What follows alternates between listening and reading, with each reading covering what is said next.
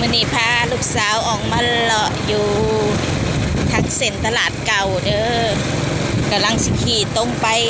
เดี๋ยวจะไปเลาะเบิ่งห้านเครื่องขาย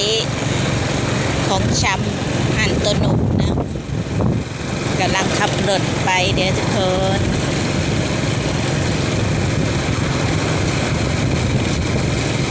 ยังบ่มืดปานใดเนาะใกล้สิ6 โมงเลยเด้อตอนนี้กะ5 โมงปลายนี่แหละเมื่อนี้ก็บรรยากาศดีเนาะลมพัดเย็นสบายบางช่วงตอนเช้านะก็ลมแห้งคือฝนจิตกแต่บ่ได้ตกเด้อ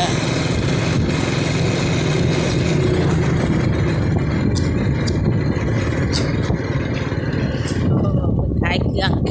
แคมทางเนาะแต่ตรงนี้เป็นโซนตลาดเก่าแต่ว่าเป็นปั๊มปรุงเห็ด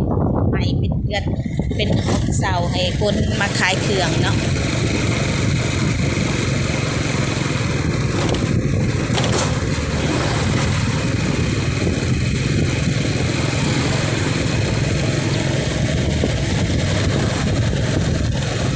ขี่ไปจนหอดหมองอันน่ะเกือบหอดไฟแดงคนแหละจะสีโง่ขึ้นไปเนาะที่ขาดไปโง่หมองไฟแดง